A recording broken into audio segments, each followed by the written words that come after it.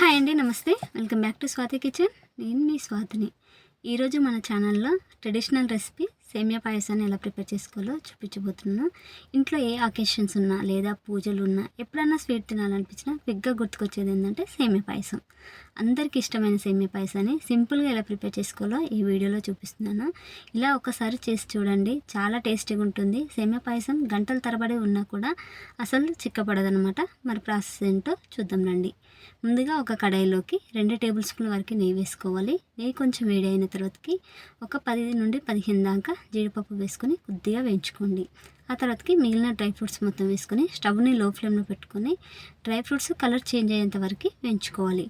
అన్నీ ఒకసారి వేస్తే జీడిపప్పు సరిగా వేగదు, అందుకనే ముందు జీడిపప్పు వేసుకొని వేయించుకున్న తర్వాతకి మిగిలిన డ్రై ఫ్రూట్స్ వేసుకొని కలర్ చేంజ్ అయ్యేంత వరకు వేయించుకొని మరొక ప్లేట్లోకి ట్రాన్స్ఫర్ చేసుకోండి. ఆ తర్వాతకి ఇదే కడాయిలోకి 1 కప్పు వరకు సేమియా వేసుకొని దోరగా వేయించుకోవాలి.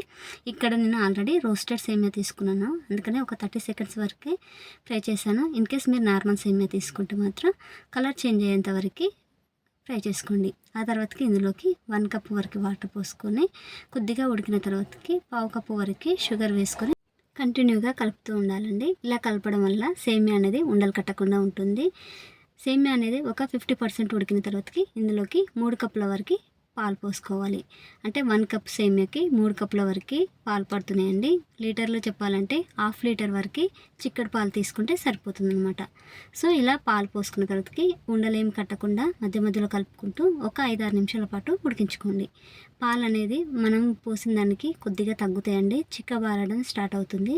కొద్దిగా కలర్ కూడా చేంజ్ అవుతుంది అనమాట. అప్పుడు ఇందులోకి 1/3 కప్పు వరకు షుగర్ వేసుకోవాలి. అంటే మనం ఆల్రెడీ 1/2 కప్పు వరకు షుగర్ సేమియాలో వేసాం కదా, అందుకనే 1/3 కప్పు వరకు టోటల్గా 1 కప్పు వరకు మనకు షుగర్ అనేది పడుతుంది.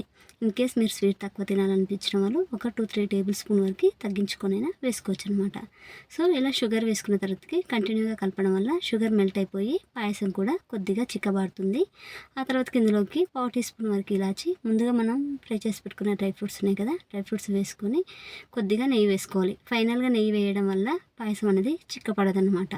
సో ఇలా నెయ్యి వేసుకున్న తర్వాతకి ఒకసారి కలుపుకొని ఆ తర్వాతకి సర్వ్ చేసుకుంటే ఎంతో టేస్టీ అయిన సేమియా పాయసం అనేది రెడీ. చాలా సింపుల్గా చేసుకోవచ్చు, చాలా క్విక్గా అయిపోతుంది కదా.